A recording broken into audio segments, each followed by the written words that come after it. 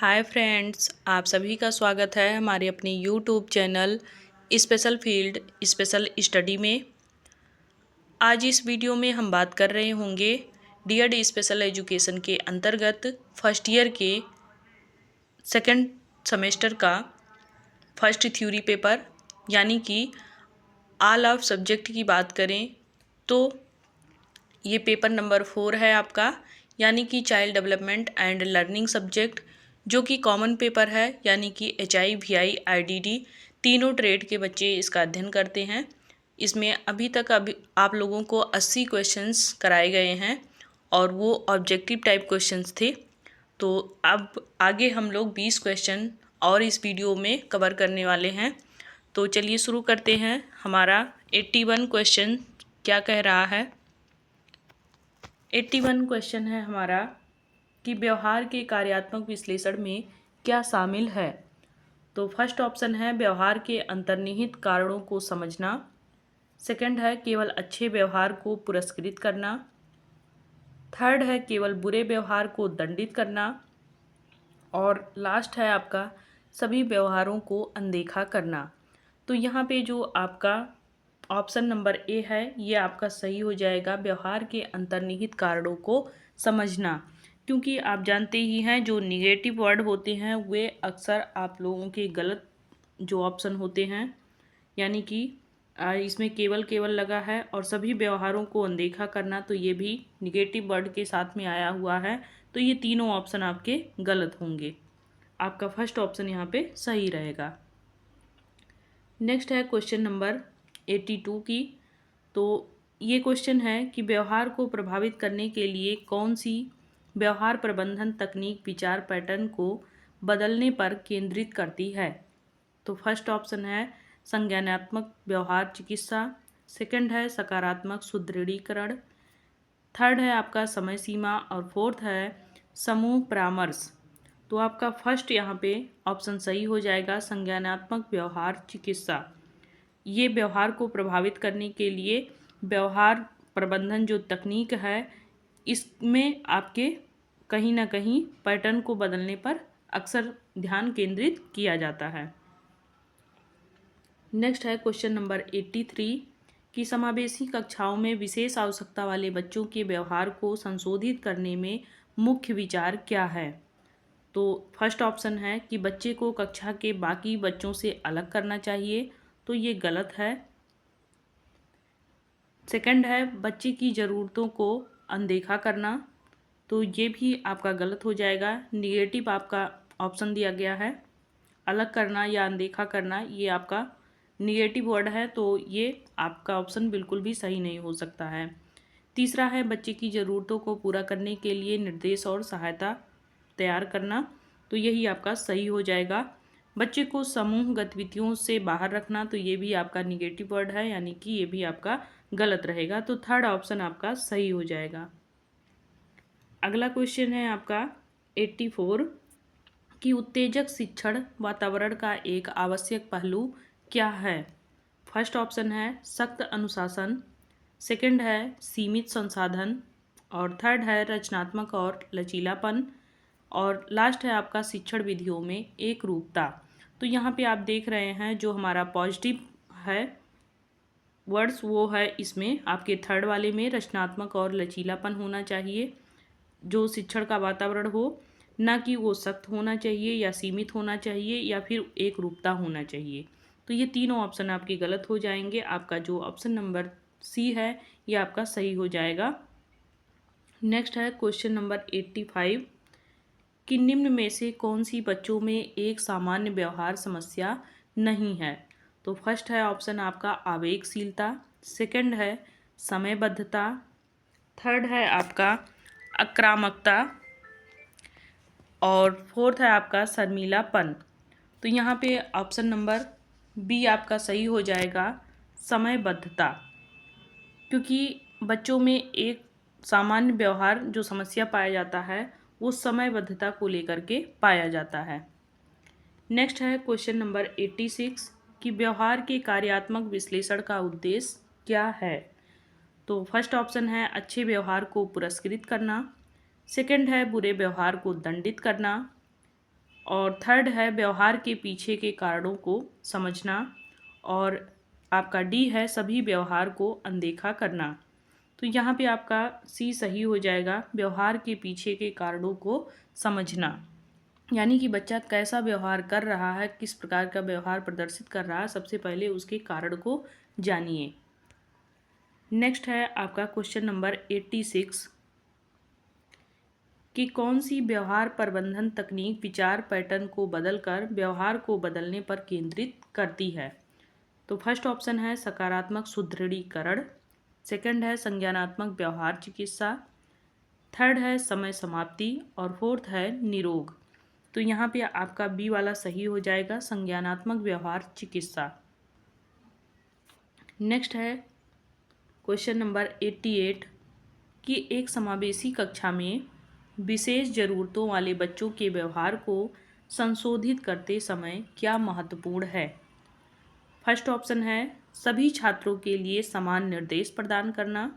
तो सब समान निर्देश इन बच्चों के लिए नहीं दिया जाता है कि सभी बच्चों को एक ही जैसा निर्देश दिया जाए।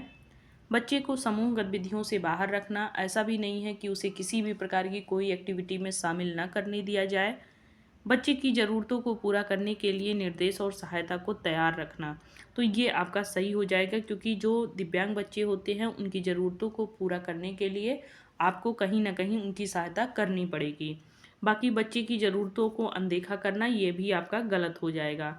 तो निगेटिव वर्ड्स वैसे भी आपके सही नहीं होंगे। जब आपके क्वेश्चन में निगेटिव पूछा जाएगा तब आप उसके थ्रू आप निगेटिव जो वर्ड होंगे उसको आप फिर वहाँ पे फोकस करेंगे। नेक्स्ट है क्वेश्चन नंबर 89 कि एक उत्तेजक शिक्षण वातावरण में क्या योगदान देता है। तो फर्स्ट आपका ऑप्शन है कठोरता और लचीलापन, सेकंड है सीमित संसाधन, थर्ड है रचनात्मक और लचीलापन, फोर्थ है शिक्षण विधियों में निरंतरता। तो आप जानते ही हैं, अभी ये प्रश्न आप लोगों ने एक बार किया है, कठोर और लचीलापन दोनों एक साथ नहीं आ सकते हैं। सीमित संसाधन करके हम बच्चों को कुछ नहीं सिखा सकते हैं, ना ही उनको शिक्षा में हम आगे प्रोग्रेस करा सकते हैं।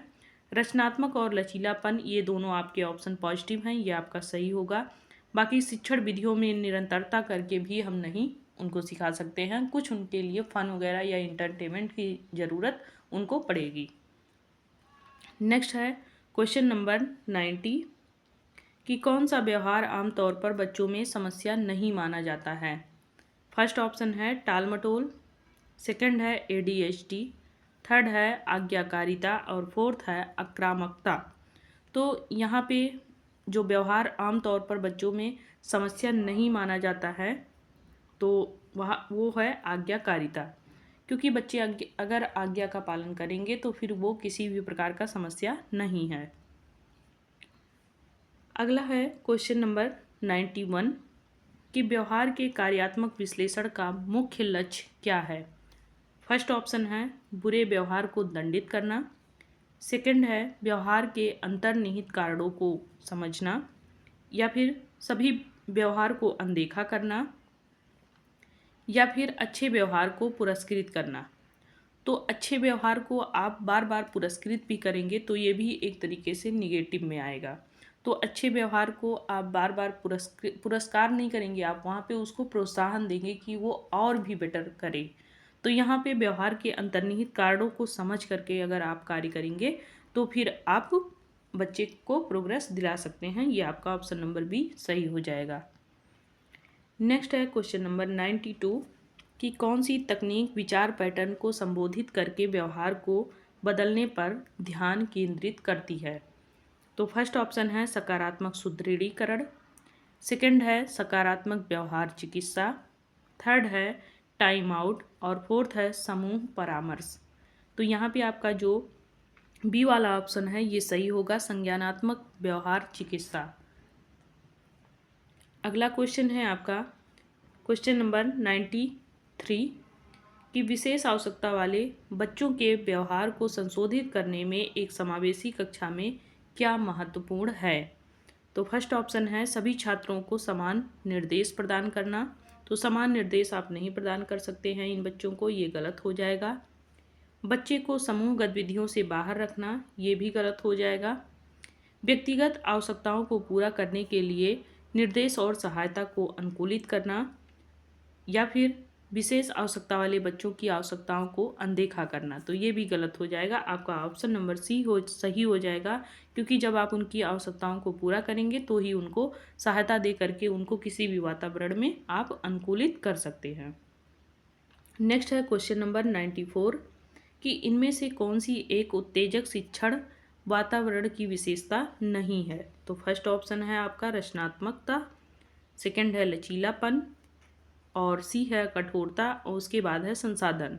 तो विशेष आवश्यकता वाले बच्चों को आपको रचनात्मकता की भी ज़रूरत पड़ेगी, लचीलापन की भी ज़रूरत पड़ेगी, संसाधन की भी ज़रूरत पड़ेगी, लेकिन यहाँ पे आप कठोर या दंड नहीं दे सकते हैं।